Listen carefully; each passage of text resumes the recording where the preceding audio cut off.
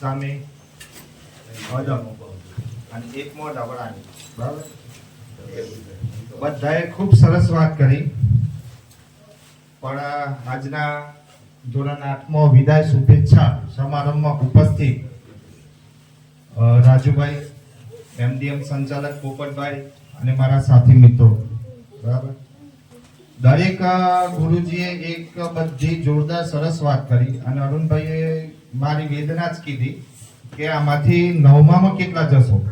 બરાબર, કારણ કે તમારું એડમિશન કરવામાં અમને બંનેને આંખમાં પાણી આવી જાય. બરાબર, કેમ કે અમે એડમિશન કરાવી દીધું પણ કોઈ ભણવા જતા નથી. બરાબર, ગઈ વખતની 32ની સંખ્યા એમાં માંડ 10 ગયા. બરાબર, આવું ના કરતા અમારી થોડી ઇજ્જત રાખજો કે કોઈ પણ જગ્યાએ અમે તમારું એડમિશન કરાવીએ, અમે જો દરેકને દીકરા દીકરી સમાન ગણીએ છીએ. બરાબર, હા, કોઈક દિવસ કઠોર બનવું પડતું હશે, લાગણી લેવી પડતી હશે, પણ એ તમારા માટે. બરાબર, આ જ શિસ્ત અને સંસ્કાર તમે ત્યાં લઈને જશો ને બીજી સ્કૂલમાં, તો યાદ કરશે કે ના ભાઈ કયો છોકરો હતો, ક્યાંનો છોકરો દીકરી હતી, તો દલસા સ્કૂલની, તો દલસા શાળાનું નામ, ગામનું નામ રોશન થશે. બરાબર, હવે 32 માંથી 10 જતા હોય અને અત્યારે 20 ની સંખ્યામાં, તો હું તો માનું છું કે 20 જાય તો અમારા માટે ગર્વની બાબત છે. જશો કે નહીં જાઓ? હા હા, હજુ તો મનમાં કન્ફ્યુઝન જ છે. પણ આજ સવારે હું આવતો તો જ્યારે શાળાઓમાં, રોડમાં જ એક વચ્ચે ફોન આવ્યો સાહેબનો કે સાહેબ આ વખતે જેટલાના એડમિશન કરવા હોય ને એટલાના હું કરી આપીશ.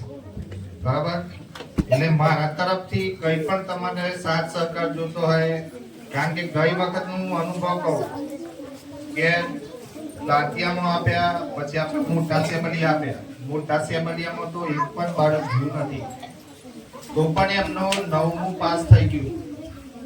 બરાબર, કયું ધોરણ પાસ થઈ ગયું? 9મું. જેમ આ 1 થી 8 તમે પાસ કરી એમ 9મું પાસ થઈ ગયું તમારું. એ નાની બાબત નથી. તમે તમારી હાજરી, તમે જાઓ ના જાઓ, ખોટી હાજરી કઈ થાય તો એ શિક્ષકની જવાબદારી લે છે. એટલે હું તમને પ્રેમથી સમજાવું કે ભણો અને આગળ વધો. બરાબર, કારણ કે જો હવે તમે જોયું હશે કે જમાનો કેવો છે, જોયું છે ને? હા, કોમ્પ્યુટરનો જમાનો, મોબાઈલનો જમાનો. પહેલા કેવા કીપેડ વાળા આવતા હતા, હવે ટચ વાળા મોબાઈલ આવે. જેમ તમે અપડેટ નહીં થાવ ને તો પાછા પડી જાવ. અપડેટ થવું જ પડે તમારે. જ્યારે તાલમેલ, હા, જેને એ નક્કી જ કરી દીધું છે કે ભાઈ મારે મજૂરી જ કરવી છે, તેના માટે કોઈ પ્રશ્નો ઊભા થતા નથી. પણ જેને ભણવું છે, આગળ વધવું છે, તો એના માટે બધા જ વિકલ્પો ખુલ્લા છે. પણ એના માટે તમારે શૈક્ષણિક જ્ઞાન અને પાયાનું જ્ઞાન મેળવેલું હોવું જોઈએ. જ્યાં સુધી એ જ્ઞાન તમને પ્રાપ્ત નહીં હોય તો તમે આગળ નહીં વધી શકો.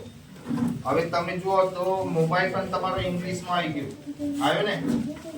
આપણને તો ગુજરાતી વાંચતા ના આવડતું હોય તો ઇંગ્લિશ તો કઈ રીતે આવે?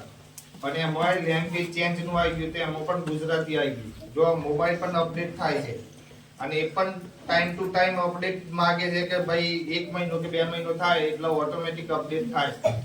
એમ તમારે પણ અપડેટ થવું પડશે. અને જ્યારે પણ હવે જેને પણ આપણે દાખલો અપાઈએ, જો દાંતિયા સારી છે, પીએમ શ્રી સ્કૂલ છે, ત્યાં તમારું રહેવાનું, જમવાનું બધું જ ત્યાં છે. પણ મહેરબાની કરીને ભાગીને નહીં આવતા, કારણ કે એ સાહેબ સીધો મને ફોન કરે છે કે આટલા બાળકોનું નથી કશું આવતા ને કઈ નથી આવતું. એટલે અમારી થોડી ઇજ્જત રાખજો. ત્યાં એડમિશન જેટલાનું કરાવું એટલાના ત્યાં જજો અને પૂરેપૂરા ડોક્યુમેન્ટ લઈને જજો ભાઈ.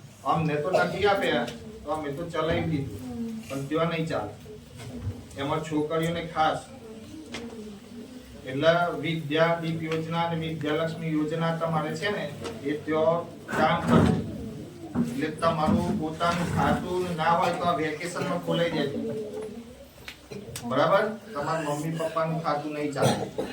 જો પોતાનું ખાતું, પોતાના બધા ડોક્યુમેન્ટ ના હોય તો આપણે લડાઈ કરીને આપણે ફરીથી આ કીટ કાર્ડ મોકલી છે દેલવાડા. એ 17 તારીખે આવે. 17 તારીખથી 10 દિવસ સુધી દેલવાડા રહે. એટલે તમારું આધાર કાર્ડમાં કઈ ભૂલ હોય તો એ તાત્કાલિક જઈને સુધારી આવજો. કારણ કે આપણે જે અહીં કર્યું ને એ તો હવે આગળ નહીં થાય. જો તરત જ ફોર્મ તમારું રિજેક્ટ થઈ જાય. એટલે આ મારી વિનંતી છે કે જ્યારે પણ તમે જાઓ પૂરેપૂરા ડોક્યુમેન્ટ લઈને જજો.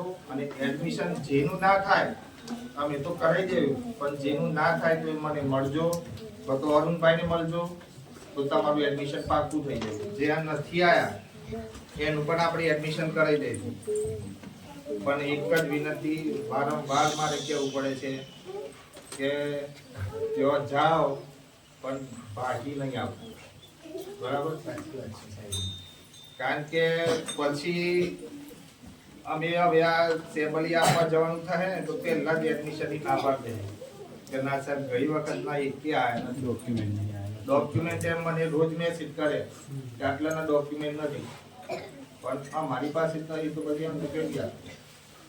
આ 32 જણ મેં કાઢી નાખ્યા. આ વખતે હું એ પણ ઝુંબેશ ચલાવવાનું છું કે જે સતત ગેરહાજર છે ને એને કાઢી જ નાખવાનું. ગઈ વખતે મેં 32 જણને કાઢી નાખ્યા. તો પણ આપણે બેઠા બેઠા એમની શિષ્યવૃત્તિ પૂરી કરી. એમની શિષ્યવૃત્તિ ભવિષ્ય એમના ખાતામાં પડી. આપણે એના કાઢી નાખ્યા તો પણ બીજી સ્કૂલોમાં આપણે એલસી જો પણ જઈને આપણે બધું કમ્પ્લીટ કરાવ્યું. પણ એક જ વિનંતી કે તમારા માટે કરીએ તો થોડું પણ તમારે રાખવું પડે. થોડા પણ સંસ્કાર લેવા પડે તમારે. આ તો ગમે ત્યારે આવવાનું, ગમે ત્યારે જતું રહેવાનું, એ ચાલે નહીં. હવે અહીં તો ચાલી ગયું, પણ તમે મોટા છો ત્યાં જાઓ અને ત્યાંનું વાતાવરણ જુઓ. અમે હું ને અરુણભાઈ ત્યાં ગયેલા વિજ્ઞાન મેળામાં, તો આપણી દીકરીઓ પગે લાગતી. ત્યારે મને આનંદ થયો કે ના આટલા સંસ્કાર એમને મેળવ્યા. બરાબર? તમે દેલવાડા સ્કૂલમાં જાઓ, જેવા શિક્ષકો હોય ને એ બધા બાળકો પગે લાગવા આવે. તો આટલા તો સંસ્કાર મેળવો ભાઈ તમે. અમને તો છોડો, પણ તમારા માતા પિતાને પગે લાગો. સવારના ઉઠીને વહેલા નાઈ ધોઈ ફ્રેશ થઈ અને માતા પિતાને પહેલા પ્રણામ કરો, પછી બીજી બધી કામગીરી કરો. થોડા સંસ્કાર હે તો તમારું નામ થશે, નહીં તો કઈ નહીં થાય. બરાબર? હવે આપણે રાજુભાઈ બાકી રહી ગયા છે. રાજુભાઈ આપણે